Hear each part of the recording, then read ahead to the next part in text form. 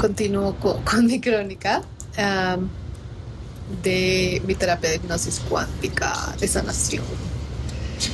Entonces, después de que tú ves una vida pasada, a veces son dos, depende si son muy cortas, pero una vez ves una vida pasada de tu paciente, después, digamos, el procedimiento común es que, bueno, lo llevas hasta donde muere y ves si ahí hay alguna, digamos, reflexión sobre esa vida y después tratas de conectarte con lo que se llama o le denominan el ser superior o el yo superior de la persona. En mi caso, pasó algo un poquito diferente que fue muy interesante porque una vez me morí como el pescador Jacobo. eh, Después de eso, pues me fui al espacio, digamos, y estaba muy feliz allí como entre las galaxias y las estrellas. Y entonces pues la hipnotista me preguntó si yo quería ir a un lugar o necesitaba ir a un lugar como específico desde ahí, digamos. Y yo le dije que sí, que yo quería ir a mi casa, una de mis casas. Ah, y entonces pues así me llevó allá.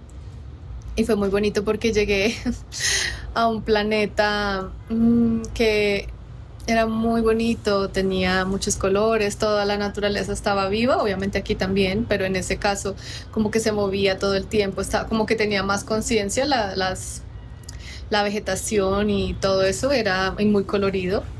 Y habían unos animales que tenían muchos ojos y muchas manitas y patitas, eran como unas bolitas, no sé. Y pues yo los reconocía como mis amigos, esos animales. Entonces, en ese momento, esos animales amigos me dijeron que fuera al río. Entonces yo fui al río y en ese momento, pues mi hipnotista me dijo que mirara hacia abajo y viera pues cómo eran mis pies. Y para mi sorpresa, era un insecto gigante. No, era un gran insecto café. Mm, y pues si me conocen saben que yo siempre he estado obsesionado con la ciencia ficción, pero digamos que en los primeros momentos de mi vida pues pensaba que era ficción. Y pues con estas cosas que he vivido últimamente, los últimos años, la última década tal vez, y mis investigaciones y mis experiencias, pues me he como involucrado más con el tema de extraterrestres y eso. Pero sinceramente nunca había como estudiado nada sobre insectos. Entonces, pues me miré hacia abajo y era súper grande, súper grande. Entonces ella me preguntaba pues que mirara más, ¿no? Entonces yo le decía que era como un humano insecto, algo así, porque tenía como un torso. Y es muy chistoso porque en la grabación, porque ellos te graban y te la envían, yo me miro así, me cuento los brazos, cuántos tengo, uno, dos, tres, cuatro bracitos de insecto. Y justamente pues había ido al río porque tenía un bracito derecho, otra vez del lado derecho, quebrado. Entonces iba al río y el río me estaba mm, como sanando esa parte mía. Entonces ella me preguntaba pues que cómo funcionaba eso del río, ¿no? Que cómo era eso. Entonces yo le decía pues que como yo era de ahí y entonces el río era yo. Y cuando yo me sumergía en él, nos convertíamos en uno y el río me sanaba. Entonces también como que yo veía que el río con mis patitas de insecto que tenía metidas allí me estaba como dando una especie como de información, pero no algo que yo pudiera traducir, sino como unos códigos, no sé, que se entraban como a través de mi cuerpo. Y pues digamos que en ese momento como que me volvía a salir el bracito que tenía quebrado, ¿no? Entonces, pues ella me preguntaba que qué más tenía yo que hacer en ese espacio, digamos, y yo le decía pues que quería mm, ver a mis amigos animales, eh, y que realmente lo que yo estaba haciendo era recargándome para una misión que yo tenía en la Tierra. Entonces, no sé cuál es la secuencia temporal, no sé si eso fue antes de encarnar o si de verdad hice como una pausa, me fui a recargar y regresé, la verdad que no sé, pero el caso es que me fui a hablar con mis amigos animales.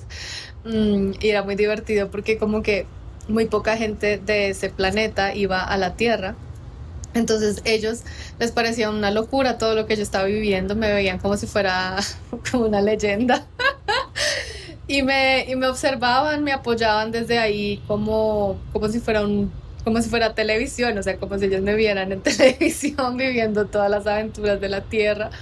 Mm, entonces eso fue muy bonito y, y entonces como que antes de partir a la tierra me preguntaba que qué necesitaba llevar.